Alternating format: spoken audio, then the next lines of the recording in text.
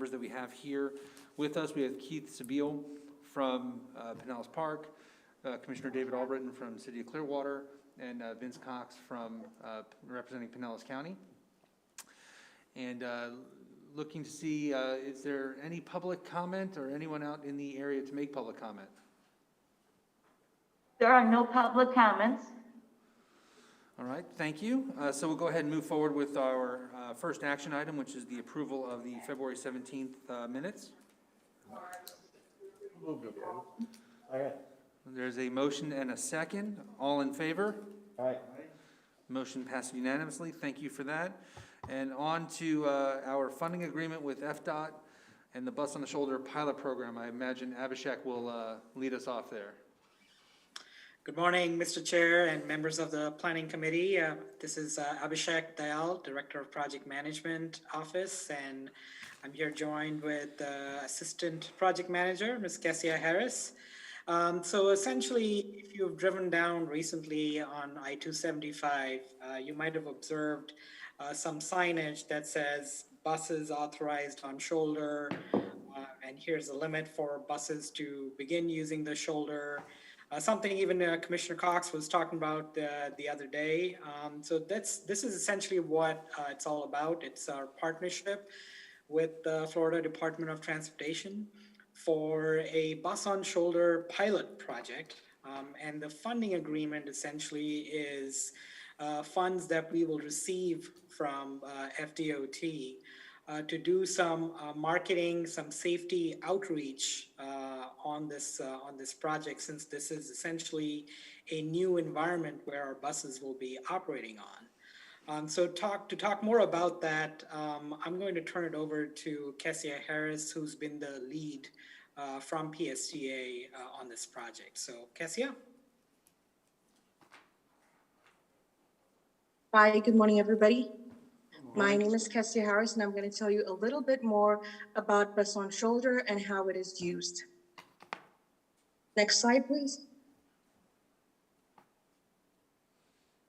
So Bus on Shoulder is a concept which allows the bus to drive on the shoulder during certain periods or certain traffic conditions, such as when the traffic is heavily congested. This would allow the bus to maintain the agency's set schedule. This concept have been successfully demonstrated in other parts of the country, such as Minneapolis and Raleigh, North Carolina. Next slide, please. So like Abhishek mentioned, PSTA has entered into a partnership with FDOT to help bring this concept to Pinellas County. It was decided to use the I-275 shoulder during heavy congested periods for that. And it would also allow PSTA to hopefully maintain our set schedules as well. Not only that, it would help increase the connectivity between St. Pete and Tampa, utilizing the Route 100X. So as far as the bus operations, the bus can utilize the shoulder once the traffic speed for the main line has reduced to less than 35 miles per hour. So once the bus is on the shoulder, it can go no more than 15 miles per hour above mainline traffic. So for instance, if the mainline traffic has reduced to a traffic speed of 5 miles per hour, the bus cannot go more than 20 miles per hour on the shoulder.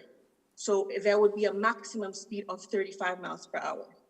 And we are hoping to have this pilot launch by summer of this year, so June of 2021. As far as the project limits, we would like to have this pilot be done between 22nd Avenue North and Gandhi Boulevard with 4 ramp signals being placed, which have been placed by FDOT on 54th Avenue North and 38th Avenue North as well. Next slide. So a little bit more about how the ramp signals work. So once the bus gets to the shoulder, the ramp signals will help control or to help stop the flow of incoming traffic from the ramp onto the freeway. So once the bus pulls up to the shoulder and it's close enough to the ramp, it will emit a signal which would allow the traffic on the ramp to stop, And then it would safely allow the bus to cross the shoulder, whereby having a red light emit for a few seconds. And once the bus has safely crossed over, then the traffic flow can continue off the ramp onto the main line. Next slide. So FDOT has found that it is important to give some information to the public, good information. So they have ensured that there is enforcement signs along the route to help give public information to the general motorist about the shoulder's intent.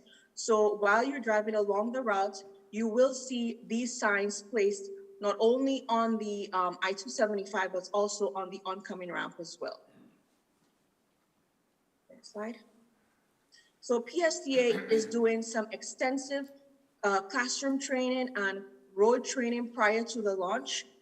And we have also PSTA in collaboration with FDOT and Florida Highway Safety Patrol have collaborated to do some reviews on the specialized bus wraps that we will have on the buses and to ensure that we have good safety messages on there. And if you see on the back of the bus, there will be signs that says it's illegal to follow the bus is authorized to use the shoulder with the state statute showing that the bus is allowed to use the shoulder as well. Next slide. So we understand that this is a new concept to the motorist, and this is why we are partnering with FDOT to do some extensive public outreach in the form of public information. So we would like to use billboards with FDOT safety messages along the I-275 route to alert the general motorist exactly what the pilot is about. We will be using FDOT dynamic sign messages with FDOT safety messages on there and other community tools such as social media ad buys, drive radio time ads, pamphlets, promotional videos, and other information to help reach the public. Next slide. So this action item that Abhishek first mentioned is to help approve funds provided from FDOT to assist with all this public information and awareness initiative for the pilots. And these will go towards education strategies such as the billboards and social medias and such. And the agreement with FDOT is for 3 years with an amount not to exceed $80,000. Next slide. So we would recommend to approve the funding agreement with FDOT for this pilot project in the amount not to exceed $80,000. Thank you. We can take any questions if you have any now. All right, thank you so much. Are there any questions? I just have a comment. Can you hit your button there? There. Oh. I think this is an excellent project. I truly do, because we're now moving in with BRT and with this a regional type of faster way to do this transit from here to Hillsborough, and hopefully it'll portend to participation with Hillsborough in other areas to get us going with a link, as we've looked at, from Wesley Chapel all the way down to St. Petersburg. But I think this is a great beginning. I think this is well thought out, and I like it. Thank you. Any Commissioner Sabile? Gotcha. I have a question. Are these bus lanes, are they next to the high-speed lane, which would be the inside lane? Yeah, Commissioner, they'll be on the outside. They won't be on the inside, so they'll be on the lower speed lanes next to them. Okay, because On the right-hand side I there. think what I'm looking right at the side. picture, it shows it next to the fast lane.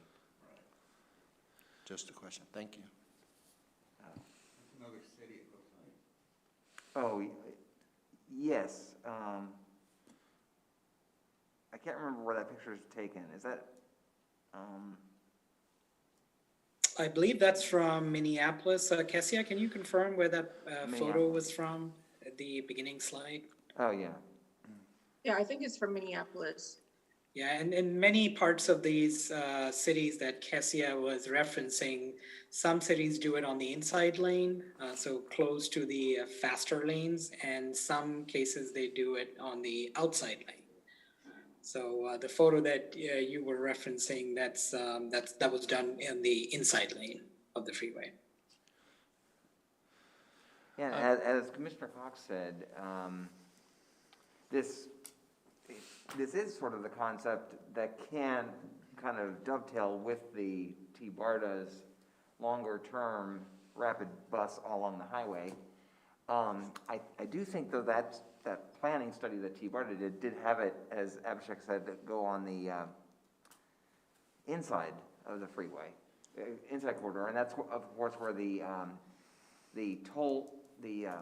express lanes will be built, is on the middle of the freeway.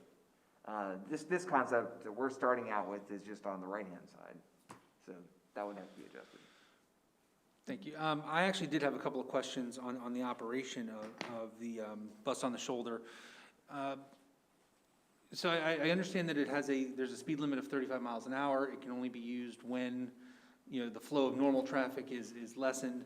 But during the initial rollout, the initial operation in the first weeks of being able to do this, is there any exception that we can get to using the bus on the shoulder? So I wonder, especially with less traffic, that even with education, that the use of the shoulder might be so intermittent that it won't stick. People won't see it and experience it and be able to really say, okay, this is a service. And so I wasn't sure if there's a way to use the bus on shoulder lanes during the initial rollout more regularly, even if it is would normally be dictated by the current speed. Yeah, I mean, that's a good question. If you don't see it, then you kind of don't believe in it. But we will be, as Kessia mentioned, have fairly extensive driver training. So they'll actually be driving down the shoulder on a fairly regular basis. We're actually going to start the training next month. So the motorists will see buses driving down the shoulder fairly regularly. And of course, when we start the actual service, that would be based on when the conditions are conducive for the buses to be able to use the shoulder. But as kind of the first glimpse on how this would operate with buses being on the shoulder, that's something that the commuters or the motorists will see during the training period. Have we considered using or engaging in law enforcement to help, not necessarily ticket folks, but raise the visibility, especially during the training? If they're going to, again, I want maximum effort in reaching motorists and saying, pay attention, this is new. Yeah. And it's okay, and please don't follow the bus, and make sure you stop when you're getting on the on-ramp. So are we going to be using law enforcement as well? Yeah, absolutely. We've been having meetings with state troopers, the Florida Highway Patrol, our own safety folks, and essentially showing them this is what the bus is going to look like, that's on the shoulder. So in fact, they had suggested putting the Florida statute on the back side of the bus so that it's clear, not just to the motorists, but also to law enforcement, that these buses are here because they are permitted to be here. So we've had plenty of discussions with them. In fact, we just recently did a test run along the shoulder, and we actually had state troopers accompany us during the test run, so that they're also familiar with this type of operation. Thank you for that. And one final question that I had was around disabled vehicles. In the past, sometimes those were allowed to sit for quite some time, and they would just be tagged. I don't know what the rule is for how long they're allowed to stay. But is that ruling different for the bus on the shoulder lane to clear that, a disabled vehicle that might have been abandoned as well?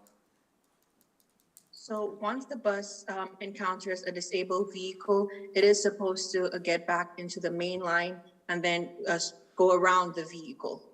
So for now, FDOT is sticking with their schedule, and all of that information is going to be gathered while the pilot is going on to determine whether they have to increase the number of times they need to patrol the freeway to collect any derelict or stationed vehicles.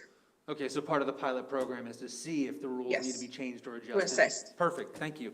Are there any additional questions? Okay, Commissioner Cox? Yeah, and for those of us that drive this frequently, I-275, we know where the bottlenecks are. Yeah. And they start really right before you get right Yeah. past the trop, to 22nd Ave, and then you get beyond that, and it's like 38th up to 54th, and then 54th beyond is the biggest bottleneck that I know that happens. And, so the bus can reasonably just stay to the right and bypass it, you know? So. No, I think it's a great program, and as someone who traverses that roadway every day, even on weekends, yeah, I think it's great for the community. I'm just, also, I want to make sure that it engages properly all the drivers that use that corridor. Yeah. Go ahead. Mr. Miller, what's our ridership like on 100X? Well, actually, it's been fairly, it was actually growing, before the pandemic started. You know, since the pandemic, it's been kind of all over the place. We're actually, right now, I was told that we're seeing the ridership demand growing, almost more people riding the bus from Hillsborough to Pinellas right now, which is a little odd. But, I'm trying to recall. I think the average ridership is around 45,000. But you know, this is the concept that by giving people a more reliable transit, they don't have to sit in traffic, or it doesn't vary from day to day. We can see the ridership grow. And essentially on 100X, they get to Britton Plaza, and then there's a depot there where they can spread out wherever they want to go in Hillsborough. Correct? That's correct. It does stop at Britton Plaza, Does it go beyond Britton, or is that? and it goes to downtown. Okay. Yeah. The next goal would be to identify a park and ride lot, or more than one park and ride lot somewhere in St. Petersburg, that people could drive their car and then take this express bus to Can I Tampa. not park at Gateway? You can park at Gateway, yeah, people do. And then perhaps there is a FDOT park and ride lot at 22nd Avenue North, right at the Right, on-ramp you're there. We've talked about whether or not we can. I guess, Cassia, right, this bus will go over and service the 22nd Avenue lot, or no? No, it's not. Oh, well, not, okay. It's I too don't know, tight. it looks It's like too much of a not tight. Okay. All right, seeing no other questions, I'll entertain a motion. We have a motion. Commissioner Sabile seconds. All in favor? Aye. All right, motion passes. Thank you so much. Thank you. We are Thank you. excited to see buses on the shoulder. Yes, and you'll be invited to a groundbreaking of the thing. I think the meeting, the date had been set by FDOT, but then they canceled the date pending a new date. I don't know why. A shoulder breaking. You need an orthopedic surgeon for that. So, do we know when the training is expected to start? Do we have a? Next month? I know June is when we're operationally starting. Between April 7th and 12th. The first week in April, Yeah, that's good. the first and second week in April. Thank you so much. All right, on to the Forward Pinellas Transit Planning Funding Agreement with Cassandra. Good morning, Chair Schulman, committee members. I'm Cassandra Borchers, the Chief Development Officer. And we bring this agreement to you every year, and it is an agreement between us and the MPO, or Forward Pinellas, as part of some formula dollars that the area receives. Generally, the area receives about $500,000 in formula funds from a federal funding source that's passed through FDOT. And this funding source is used for transportation planning that is mandated for the MPO to execute. As part of that, a few years ago, close to 15 years ago now, PSTA started to receive a portion of that funding in order to assist the MPO in their obligation to look at transit planning. Now, the MPO still does other transit planning, but PSTA's is much more focused on operational and short-term planning, and the MPO's work is thinking about what's next, the longer-term planning. And so while this isn't the total value of the planning that is conducted by the MPO and PSTA, it is demonstrates our partnership between the MPO and us, and they're giving us a portion of that funds. Now, normally Debbie would give this presentation because it's simply an agreement between us and the MPO to receive these funds. However, there's a change in how much we are receiving. We have been receiving $80,000 for the work that we do in the planning department for since 2005. We do periodically ask for an increase of funds to our to support our planning efforts from the 5305 funding source, but we have yet to go beyond that $80,000. This year, Forward Pinellas is recommending a lower share of $72,000, which we are quite disappointed about, considering that we've been asking for an increase from 80 to 100 for a number of years. The reason that this is being dropped in terms of how much money the MPO is going to give PSTA for planning is because they have lost other funding that was used as a hard match for these dollars. And so because of the shortfall at the state level for the state DOT budget, they did not receive funding from that source. And in addition to that, the county withdrew some of their support of Forward Pinellas. And therefore, they are trying to make up about $120,000 shortfall in their own budget. And so they recommended to us that we also take a part of that and are willing to give us to $72,000 in this go-around. I would hope very strongly that we will look at the funding sources that Forward Pinellas has and make sure that planning both at Forward Pinellas and PSTA are funded accordingly, and that we can look at raising this once more as the economy returns and both the county and FDOT have their regular funding available to them. So the recommendation today is to approve the joint participation agreement between us and Forward Pinellas, and also allow the CEO to execute the 5305 agreement pending from the DOT. And so this would be your recommendation to the board. And with that, we'll turn it back over to the chair. Thank you, Cassandra. Are there any questions? All right, I do have one, probably more. Do we provide Forward Pinellas with a breakdown of the hours spent doing the work that they're asking us to do?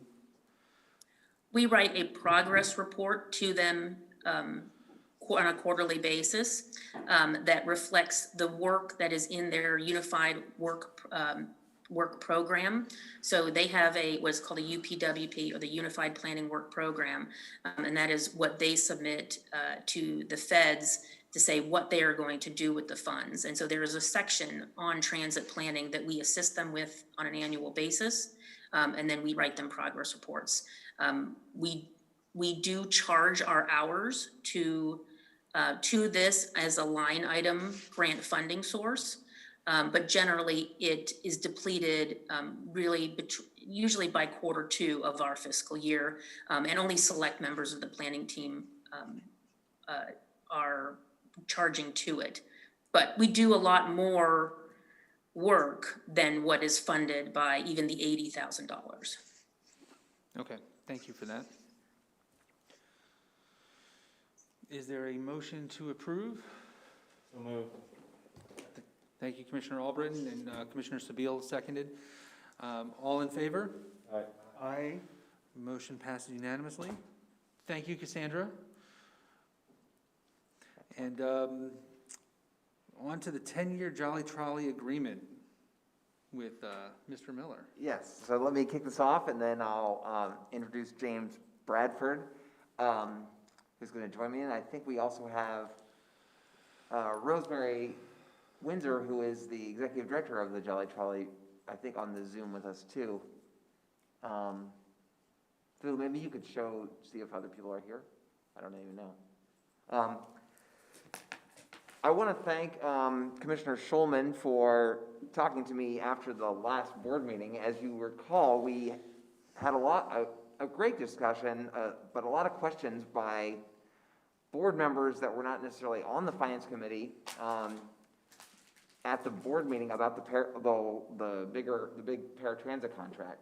And so he suggested and reminded of a practice we used to do a lot on bigger contracts to go as an informational item 1 month and then take an action the next month. So this is an example of what we might do on that. We have an informational items today and then at the board meeting to talk about a 10-year agreement with the Jolly Trolley organization that then we will finalize and then come back next month and get any questions that any board member might have about this arrangement. Ask Rosemary or PSDA any questions, and then we'll get those answers back to the Finance Committee next month before an action is in place. So again, informational only today, and this month, action next month. So PSDA, and before PSDA, the City of Clearwater has had a very long-term relationship with the Jolly Trolley organization that's coming up on its 40th year of a great partnership. The Jolly Trolley services are a huge part of it's a huge success story in terms of ridership, especially this time of year during spring break, and are a major part of what is in the Clearwater and northern Pinellas County spring break. I think even Jolly Trolley considers them to be part of the PSTA family of services. And actually, on our latest agreement that started in 2017, the trend has been toward more and more collaboration, more and more integration on things like fares and technology and maybe even in the future fuel, which is making it better service for all of our customers. The second thing is that the federal government has, in the last several years, substantially increased the flexibility on what they will allow in terms of longer-term arrangements. They've seen the value, like in this case, where if you have a major capital expense in an agreement, it makes sense to have a longer-term agreement because then you can save money by stretching out the capital expenses over a longer period of time. And the feds now allow Al Burns and PSDA and others to have 10-year agreements. The reason for this agreement, Jolly Trolley came to PSTA and asked if they could extend their agreement for a 10-year period because they are interested in building a new and improved garage in Clearwater. And I will pass it off to James Bradford now to explain that system. James? Thanks, Brad. Good morning, everyone. And Julie, thanks if we have those slides up. If you can bring it up to show strength and great partnership slide briefly is what Mr. Miller was discussing there. And you can go ahead and go to the next slide. As we look down the road and Jolly Trolley starts to plan, as you can see there in the picture, their headquarters is currently located just north of downtown Clearwater. It's along Myrtle Avenue, 410 Myrtle Avenue. And, you know, they really need to get out of that space. Their neighbor is expanding, and quite frankly, it's too small for their current fleet. They don't have a lot of options in terms of maintenance work, so actually in two locations, about a mile apart from each other. And in terms of daily operations, there's a better configuration for their purposes and what they need to do, especially in terms of their service demands each and every day. Jolly Trolley has an agreement with the city of Clearwater on a new parcel to build a modern garage north along Overbrook Avenue. And I'm sure Ms. Rosemary can speak to that in greater detail a little bit later. Julie, if you take us to the next slide. As you'll see, it's a much larger parcel owned by the city of Clearwater next to their fire station. And so the city has agreed to a 25-year long-term lease with Jolly Trolley, including offering the trolley zero cost for the first 10 years of their deal. So now Jolly Trolley is working out financing on the construction of maintenance facility for their new operations center. It'll include things like maintenance lifts and pumps and reorganizing and restaging the fleet. And Jolly Trolley approached PSCA to see if we could assist their efforts with a longer-term agreement after our current agreement ends, which is scheduled to end next year. They asked us to consider approving this as early as this spring so they get a bank loan in place and construct the garage starting next summer, 2021. Next slide, please, Joe. So on a 10-year deal, we're still negotiating the exact terms of the agreement, mainly focused on increasing flexibility in the agreement for more collaboration on things such as fare technology, GPS technology, and all the other customer-based apps so that everything can work seamlessly. Our other collaborations will be modeled after our paratransit agreement, so things like bulk purchasing of the fuel and other big purchases or things we would consider just to kind of help reduce cost and shift things around to make it a little bit easier for Jolly Trolley. But generally, there are no more major proposed changes to our partnership, and we plan to continue to pay them by the revenue hour for the trolley service they provide along the 3 routes. So both sides, I believe, really benefit by locking the cost of for some of these adjustments for a longer-term period. With that, I think we'll just stop it there. And again, we have Ms. Rosemary Windsor with us, along with, I believe, Mr. Bob Clifford on the phone. So we'd love to take some questions that you have, either for us or for our Jolly Trolley executives, and we'll get some answers to you. All right, thank you, James. Are there any questions? Commissioner Cox? Thank you, Joshua. Where the new location will be, which is a little further north and east, the one currently is right off of Myrtle, which kind of fits in pretty well with the routes that are run. How will this affect the current routes, the location where we're going to, which seems to be a little bit north of Jack Russell and off of Betty Lane? Could you all answer that for me? I will address that. The building that we're currently in is a prime location. If it was a little bit larger and if the city didn't have plans for this location, our preference would be to stay here because the trolleys do pass by here. Unfortunately, Clearwater Gas has a use for this property for constructing a CNG facility for city vehicles. This route, in fact, we looked extensively for a location that did not increase deadhead hours and cost to us. We were pretty pleased with this. It's only approximately about 2 to 2.5 miles away from where we currently are. So the map doesn't really do it justice for location, but it still is very close to our routes and was the closest property that we could locate. So we think it's a good alternative. Okay, thank you. All right, are there any additional questions? No? Okay. James, and Brad, I appreciate the informational item coming forward. It's a little hard without some more details other than just kind of being aware of this coming down the pike. I know as we look into this, it says similar terms, more collaboration options as a bullet point. That would be more helpful to get. How are they similar? How are we collaborating?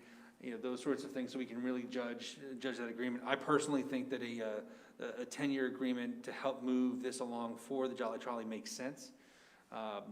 but the devil's in the details. Right. And so that's what we'll want to take a closer look at as they become available. So hopefully we'll get those sooner as opposed to later. Right, and I think one thing I can do is, and we can add it to the packet so you can take a look. We have our current agreement, and that's what we're starting with, our current agreement, and then really, like, as the bullet says, we're not really making major adjustments to it that I know of, although we're still sort of working out some of the details as we speak, so, Yeah, I know from my standpoint, the current agreement with maybe a column for proposed changes, you know, or like a range of proposed changes, so we Yeah. can see where are we, what does that look like? We'll probably generate more questions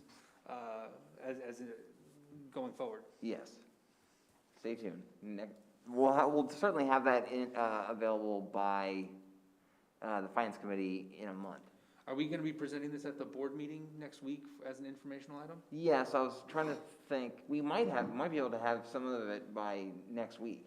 We'll have to see, yeah. Yeah, I think if it's even just a basic framework of what we do have. Yeah, Or, that's you know, good. and again, even if it's a range of proposed changes or a range of potential revenue sources or collaborative items, you know, because from an informational item standpoint, I want to make sure that we give board members, especially on a deal like, you know, a 10-year deal, I want to give board members the greatest opportunity to trigger questions and thoughts so that we're not, you know, getting stuck down the road.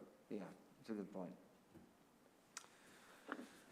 Commissioner Yeah, Albrecht? I just want to make a comment that, you know, we do, City of Clearwater has a long history with the Jolly Trolley, and this, you know, even giving them, making a deal for this new property gives them a lot more room and to get all their place, you know, buses in one place, administration and everything in one area.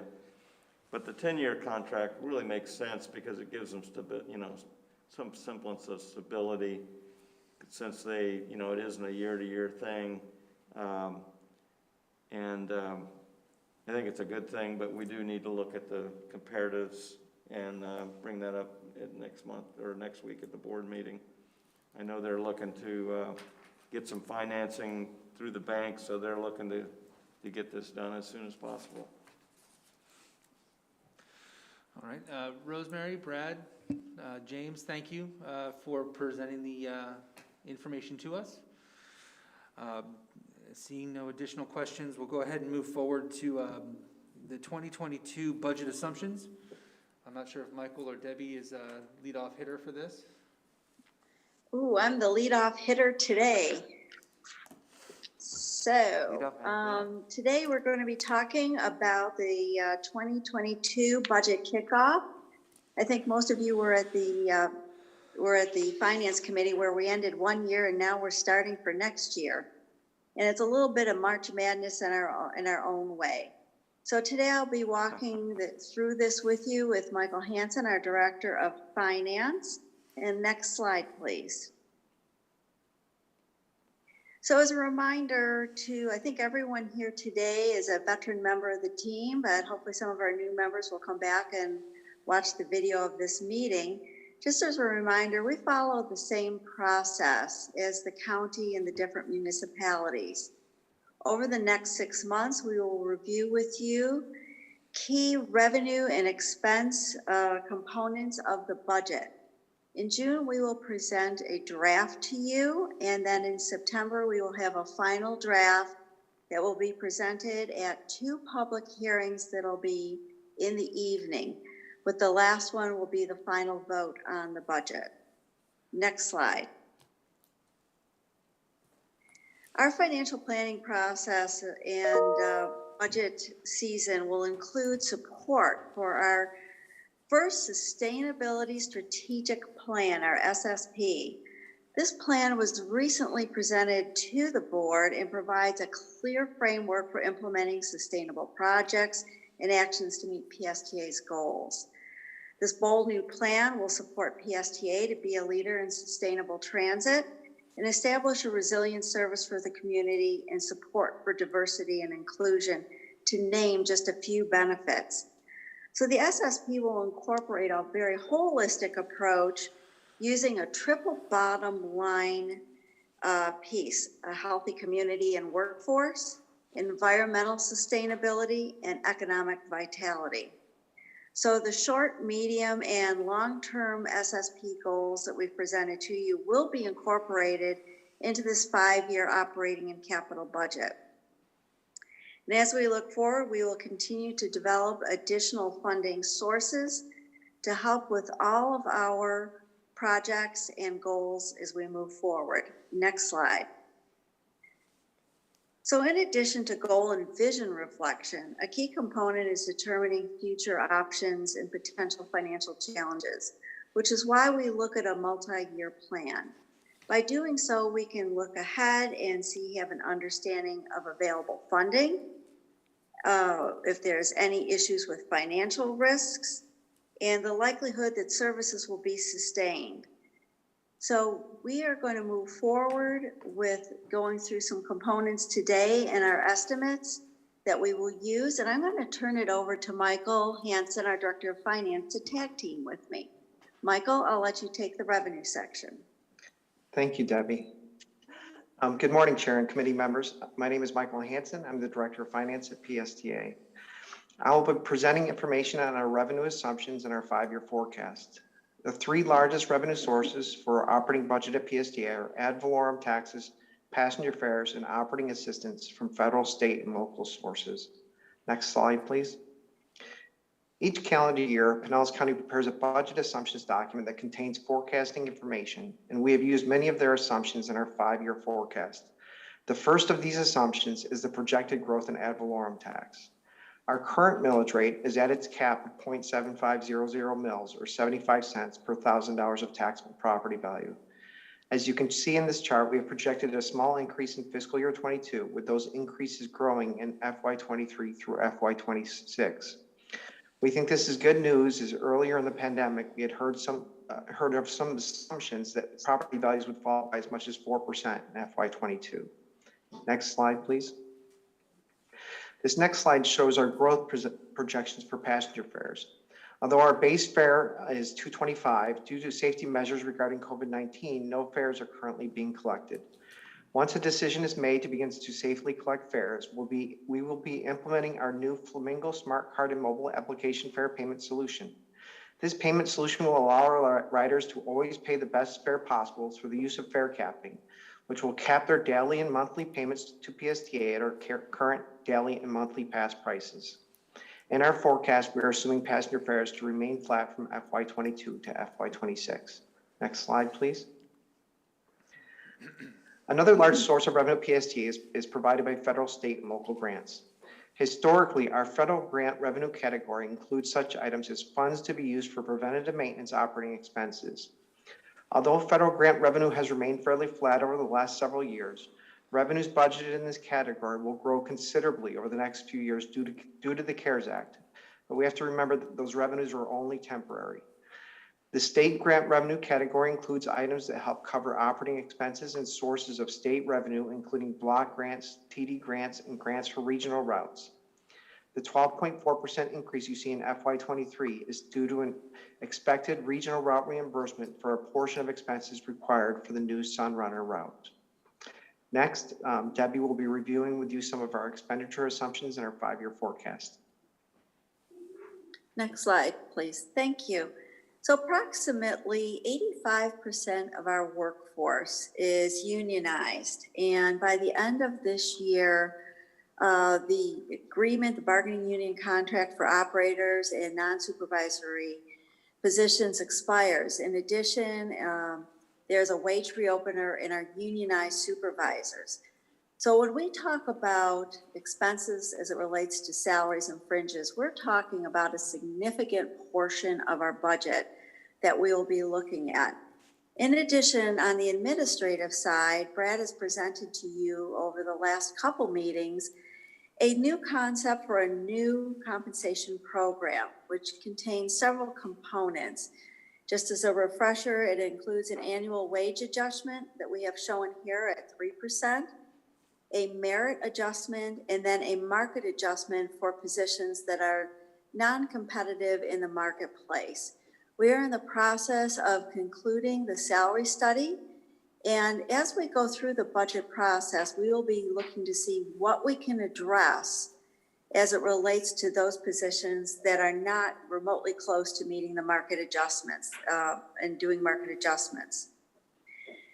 And that will be based solely on availability of funding. On the next slide. So included in our workforce is, we have workforce sustainability, which includes our employee benefits.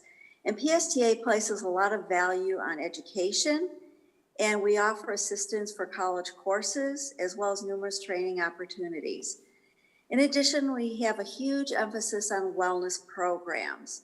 Over the last several years, we have been able to come in below our estimates on what we think the health insurance renewals will be.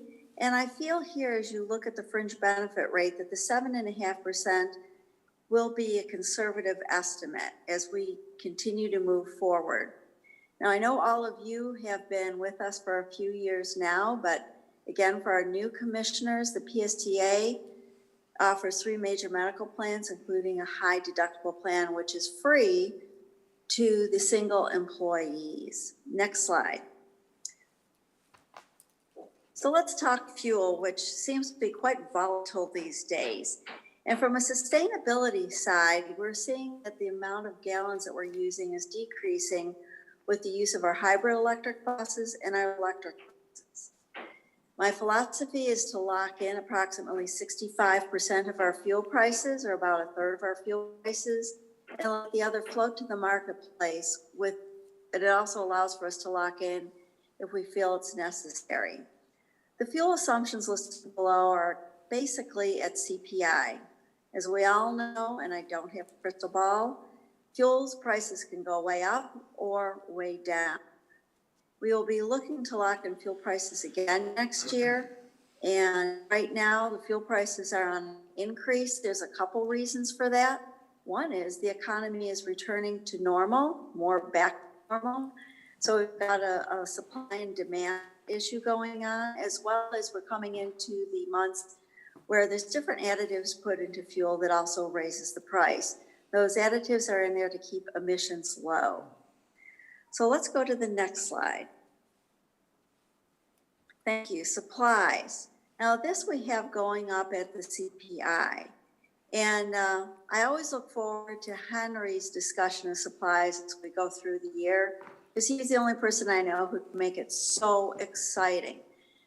But what we're able to do, and Henry's been able to do with a very good preventative maintenance program, is to increase the useful life of our buses from 12 to 15 years. And the assumptions we have here will continue that practice. Next slide.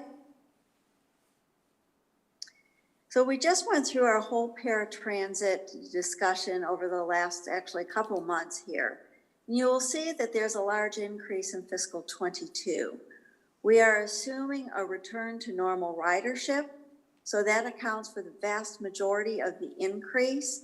And you'll see that it's stabilizing as we go forward, as we have control over the rides and who will be performing the services, as well as new software, and as we push people into mobility on demand. And then next slide. And now we'll get to, are there any questions on our assumptions? Thank you, Debbie. Pardon me. Are there any questions from the board members? All right, I have all of the questions. So. All right, we're ready for you, Commissioner. So, thank you. Jumping in, you have the CPI at 3.4%. And I'm guessing that's an overall, it's not, one particular category like fuel. Correct. It's the average. But then we also have personnel increases at 3%.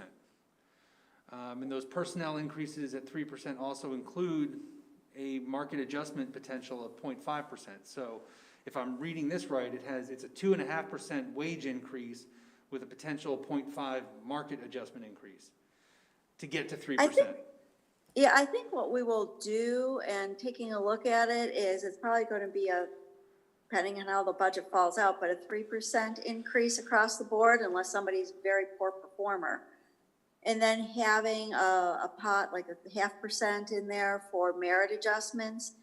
What is not shown in the chart is what will happen with the, well, I'll call like a market adjustments to see how we're doing. We have some people that are significantly below what the marketplace is at. What I want to do is look at those particular positions first and also look at the lowest paid positions within there first so that we're addressing those. And it may not be all obviously within 1 year, but bring people up to a certain level so that maybe the next year they're all at the same level of disparity and bring those people up. And if people are within a few percent of where they should be, leave that for a third year. Perhaps even spread it over the 5-year period. So even if we have, even if we were to true up everyone to a market adjusted rate on the first day, if we're then assuming a 3% growth rate on their salaries going forward, but we're assuming that the consumer price index is increasing by 3.4, aren't we inherently building in a future disparity? Right, Possibly, and it depends on the jobs. It really does, because certain jobs move at a different pace because of the demand for them or the expertise that it relates to. One of the things we want to do is not get too far behind the 8 ball, and to do this salary study on a recurring basis, maybe every 3 to 5 years, so that we know where we're at. And the CPI, as you know, last year was only 2.39% on an overall basis. So when we were giving people increases, it was above CPI. I think that's a valid point you bring up and something we can look at. Yeah, and I agree. And again, these are assumptions, and these are guesses for the future. Right. It just when looking at paper and saying that our costs are, that the CPI is 3.4, but we're not at least matching that from an employee salary standpoint. It just does make me wonder if that's a true reflection of where we're headed. Because if I didn't open this at all and just looked at conversations that we've had in the past, I would have expected a much bigger increase as we try to true up and get people closer to market rate, plus inflation. And here these numbers are below inflation. So there was a planning disparity that was hard for me to reconcile. Well, I think you just made 634 people very happy.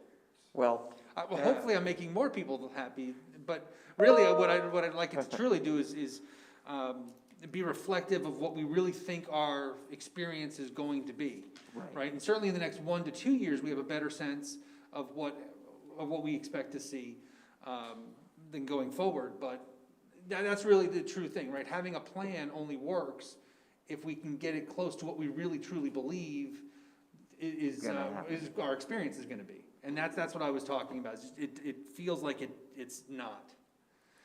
I would agree with you. I think you're right. Ultimately, hopefully in future years, we can be more pinpoint accurate in based on the new compensation.